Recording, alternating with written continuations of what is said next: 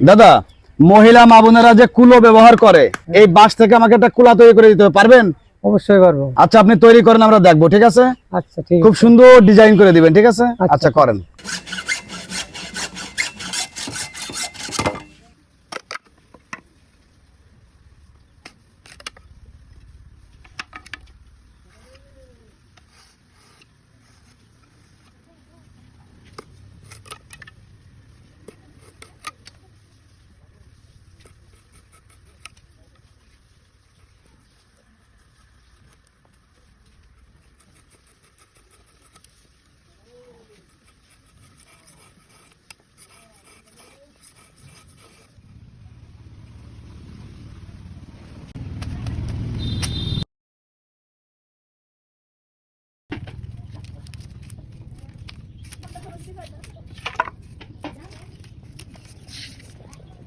দাদা, এটা কি জোর তুলতেছেন? হ্যাঁ, এটা জোর তুলতেছি।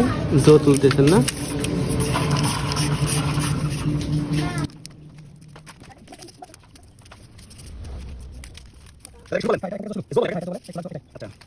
না, না, না, সুপির, সুপির।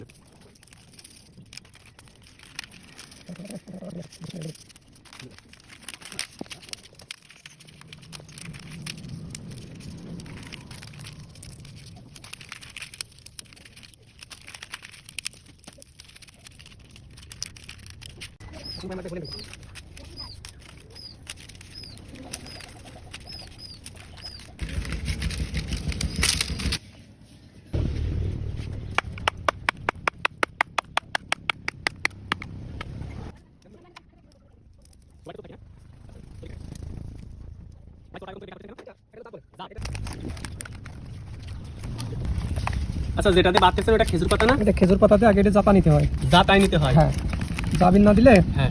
এটা তো পরে আবার বাঁধা যাবে না। ও, এটাকে সেই জাবিন বলে না? এটা জাবিন বলে।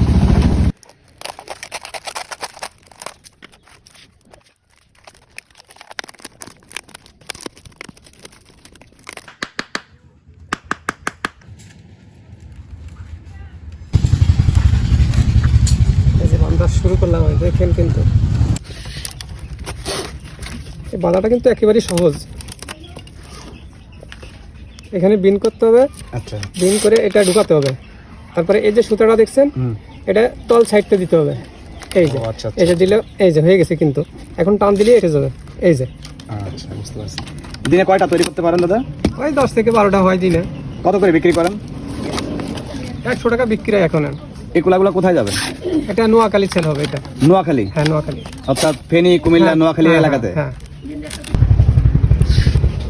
ঠাকুর ভাই, জি দাদা। এই যে আমার কুলা কিন্তু অলরেডি শেষ হয়ে গেছে। কি বলেন? এই যে দেখেন, এই যে, এই যে এখান থেকেই শেষ। এখান থেকে শেষ? হ্যাঁ। সুপ্রিয় দর্শক, কুলাটি কেমন লাগছে অবশ্যই কমেন্ট করে জানাবেন। বিশেষ করে মহিলা মা বোন যারা আছেন কমেন্ট করতে ভুলবেন না। দাদার 30 বছরের অভিজ্ঞতায় নিখুঁত হাতের ছোঁয়ায় আমাকে তৈরি করে দিয়েছেন একটি খুব সুন্দর কুলা। অবশ্যই কমেন্ট করে জানাবেন কেমন লাগছে কুলাটি।